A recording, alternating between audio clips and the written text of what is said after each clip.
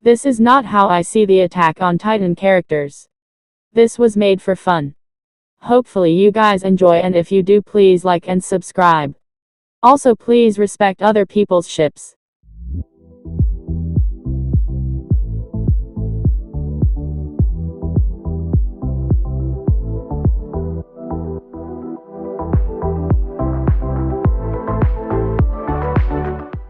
I'm finally branching off and starting to do Attack on Titan. I hope you guys like this series, and this is inspired by some fanfics I've been reading. Enjoy.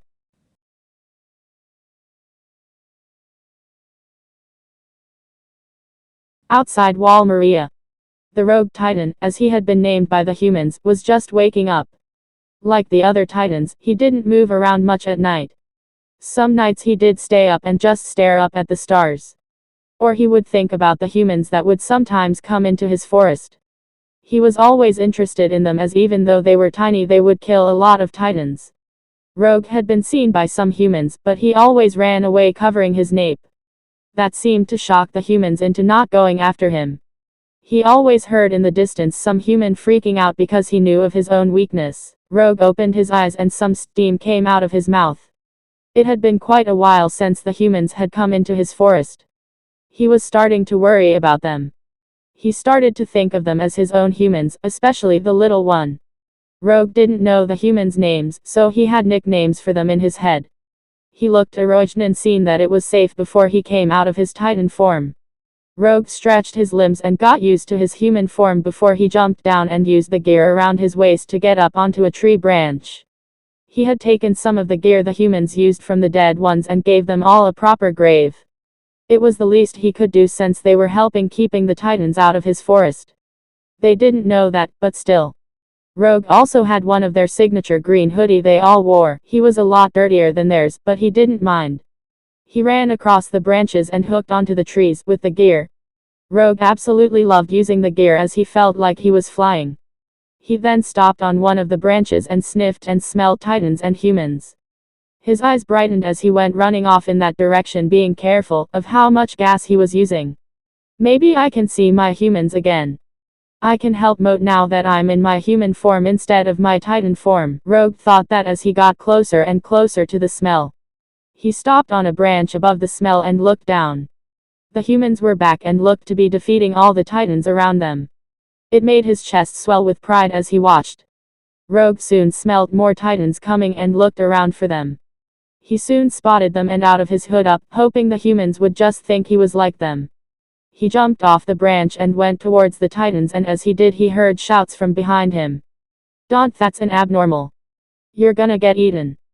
Dude, come on, wait for us." Seriously? Rookies need to stop being so confident. Rogue just shook his head as he heard the cables of their gear attached to the trees as they followed him. He didn't understand the naming for the Titan, but shook it off.